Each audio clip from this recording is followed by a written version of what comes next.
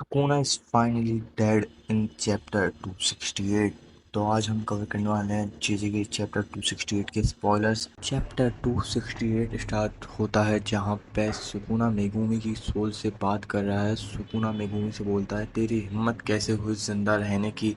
तूने पहले खुद मुझे अपनी बॉडी लेने दी और तूने अपनी बहन को भी मारा, और जो तुझे किसी बंदे ने हाथ दिया तूने वो हाथ भी ठुकरा दिया। और सुकुना मिकुमी से बोलता है कि तू अपनी ज़िंदगी पर गिव अप कर दे, क्योंकि तू अब एक बेहतर ज़िंदगी नहीं जी पाएगा, इसलिए बाकी सब अब तू मुझ पर छोड़ दे। और फिर मेगुमी बोलता है कि सुकुना तू इतना डेस्परेट क्यों हो रहा है? क्योंकि सिर्फ इसलिए क्योंकि तेरी सिर्फ एक फिंगर बची है।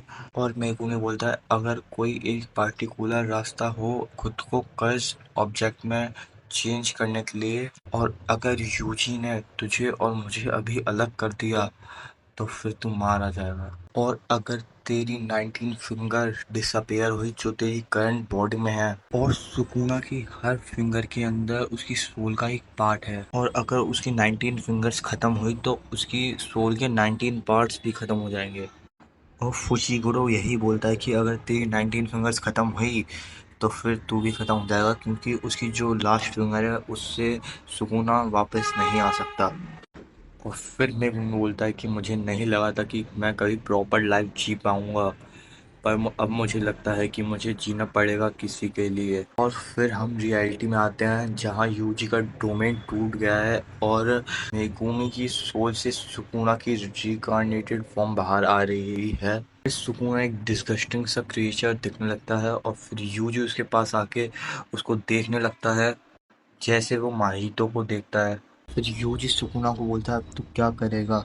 और फिर उसकी तरफ देखते हुए यूजी सुकुना को बोलता है कि यू आर मी। जी सुकुना को उठाते हुए बोलता है कि ये भले कोई एक्सेप्ट ना करे लेकिन मैं करूँगा। जी सुकुना से बोलता है कि हमें दूसरों के साथ जीना सीखना चाहिए, ना कि उन्हें कर्ज में चेंज करना। और फिर यूजी सुकुना से बोलता है कि भले तुझे कोई एक्सेप्ट ना करे लेकिन मैं तुझे एक्सेप्ट करूँगा। मतलब यूजी सुकुना को एक और जीने का मौका देना चाहता है।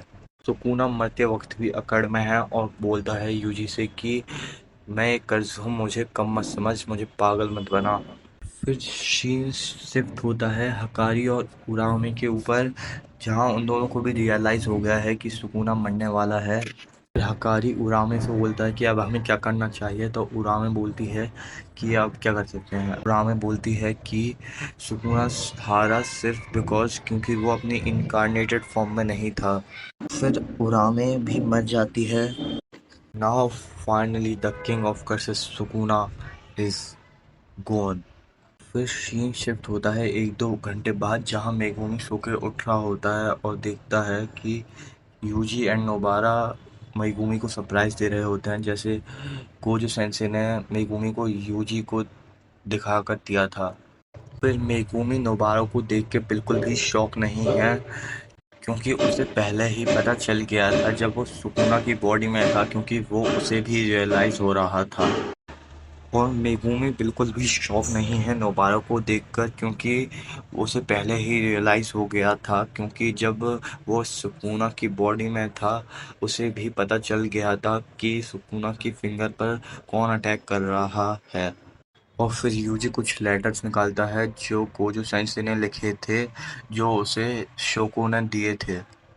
और वो दो ही लेटर होते हैं, एक मेगुमी के लिए और एक नोबारा के लिए। फिर नोबारा अपना लेटर पढ़ती है, जो कि वो सिर्फ देखते ही उसे फाड़ देती है, क्योंकि उसमें उसकी मदर के बारे में लिखा हुआ था, जो कोजो सेंसे ने लिखा था, उसकी मदर का एड्रेस, वो कहाँ रहती हैं, क्या करती हैं। और फिर यूजी पूछता है, क्या तुम्हें अपनी माँ के बारे में जानना नहीं है? तुम नोबारा बोलती है, नहीं। मेगुमी अपना लेटर पढ़ता है और वो पढ़ के हंसने लगता है, क्योंकि मेगुमी और नोबारा पूछते हैं कि इसमें है क्या ऐसा, और फिर वो दोनों पढ़ के क्यूरियस हो जाते हैं और बोलते हैं, मेगुमी इस बात पे हंस कैसे सकता है। उसमें लिखा होता है कि कोजो सेंसे ने मेगुमी के फादर को मारा है और वो अब जिंदा नहीं है।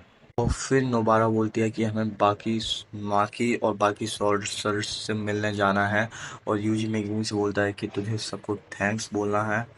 और फिर यूजी बोलता है कि हमें यूटा की जान बचानी पड़ेगी, और फिर हम लास्ट पैनल में देखते हैं कि सारे सॉर्सरर्स जो बचे हुए हैं वो जा रहे होते हैं।